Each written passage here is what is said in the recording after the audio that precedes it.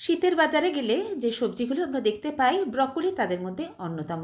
সারা বছর তেমনভাবে যদি নাও পাওয়া যায়, শীতকালে কিন্তু প্রচুর পরিমাণে ব্রকলি আপনি বাজারে পেয়ে যাবেন। আর এই সময় ব্রকলির দামটাও বেশ কম থাকে। তাই নানান পুষ্টিগুণে সমৃদ্ধ ব্রকলি মাঝে মাঝেই আমাদের খাদ্য তালিকায় এই সময় রাখা যেতেই পারে। দেখতে অনেকটা ফুলকপির মতো হলেও ফুলকপির থেকে কিন্তু এই রান্নার স্টাইলটা একটু আলাদা হলে খেতে ভালো লাগে। আজকে আমি সেই রকম টাইপেরই একটা রেসিপি আপনাদের সঙ্গে শেয়ার করব ব্রকলি দিয়ে। তৈরি করা ভীষণ সহজ আর খেতে হয় খুবই ভালো। তাহলে চলুন শুরু করা যাক আজকের রেসিপি। সঙ্গে আছি আমি আপনাদের বন্ধু মহুয়া। আমার চ্যানেলে আপনাদের সবাইকে স্বাগত জানাচ্ছি। আমি এখানে একটা বেশ বড় সাইজে ব্রকলি নিয়ে নিয়েছি। ব্রকলিটা প্রথমেই আমি ধুয়ে নিয়েছি ভালো করে। এবার ব্রকলির এই ফুলগুলো আমরা এভাবে কেটে নেব। ব্রকলি যেহেতু একদমই ফুলকপির মতোই, তাই ফুলকপি রান্নার সময় আমরা যেভাবে ফুলকপিটা কাটি ঠিক সেইভাবেই কেটে নিচ্ছি। নিচের সাদা অংশটা বাদ দিয়ে এবার ব্রকলি ফুলগুলোকে আমি একটু ছোট ছোট করেই কেটে নেব।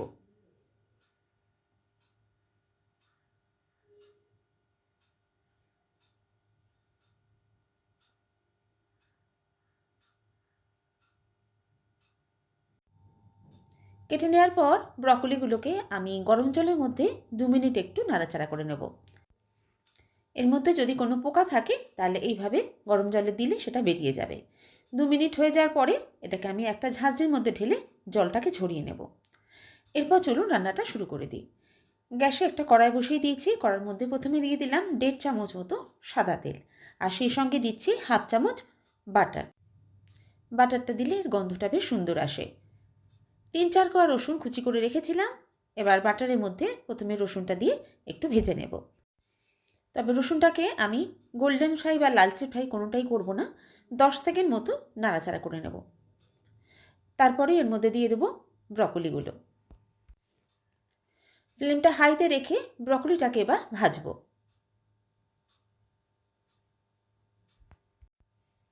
নুন দিয়ে দিচ্ছি, আর দিয়ে দিচ্ছি একদম সামান্য একটু হলুদ গুঁড়ো। রান্নাটা আমি একটু সবুজ সবুজ রেখেই করব।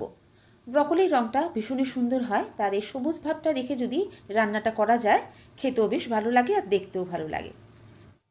ব্রকলিটা একটু ভাজা ভাজা হয়ে আসলে তারপর এর মধ্যে দিয়ে দিলাম বড় বড় করে কেটে রাখা পেঁয়াজ কুচি আর ক্যাপসিকাম।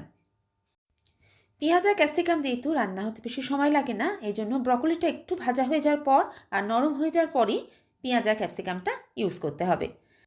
কারণ এই রান্নাটায় পেঁয়াজটাকে আমি একদম গলিয়ে ফেলবো না। পেঁয়াজ ক্যাপসিকামটাও ভাজা ভাজা হয়ে গেছে।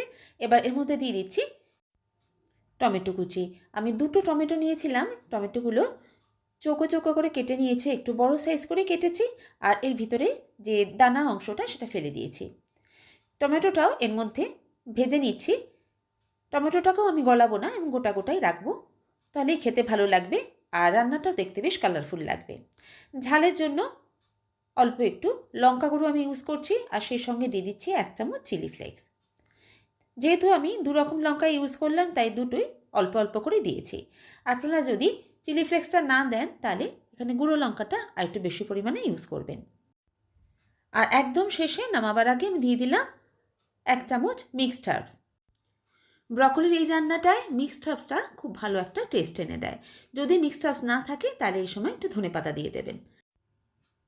সব কিছু বেশ সুন্দরভাবে ভাজা ভাজা হয়ে গেছে, নরমও হয়ে গেছে, আর গোটা গোটাও আছে। ব্রকলির রেসিপি এখন একদম রেডি। গ্যাসের ফ্লেমটা এবার আমি অফ করে দিচ্ছি।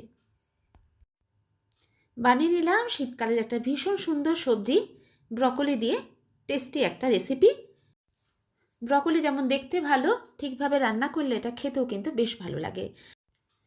ব্রকলির এই মুখরোচক রান্নাটা ভাতের সঙ্গে কিংবা রুটি পরোটার সঙ্গেও খেতে খুবই ভালো লাগে। রেসিপিটা কেমন লাগলো অবশ্যই জানাবেন। ভালো লাগলে বাড়িতে একবার ট্রাই করে দেখবেন। আর আমার রেসিপি যদি আপনার ভালো লাগে তাহলে এটা লাইক আর শেয়ার করতে ভুলবেন না। আর যদি আমার চ্যানেলে নতুন বন্ধু হন, চ্যানেলটা সাবস্ক্রাইব করে নেওয়ার অনুরোধ রইল। সেই সাথে বেল আইকনটা প্রেস করে দেবেন, যাতে আমি যখনই কোনো রেসিপি আপলোড করি সেটা আপনার কাছে সরাসরি পৌঁছে যায়। আবার কোনো নতুন ইউনিক আর মজাদার রেসিপি নিয়ে আপনাদের সঙ্গে দেখা হচ্ছে। সবাই ভালো থাকবেন, সুস্থ থাকবেন। সবাইকে অসংখ্য ধন্যবাদ।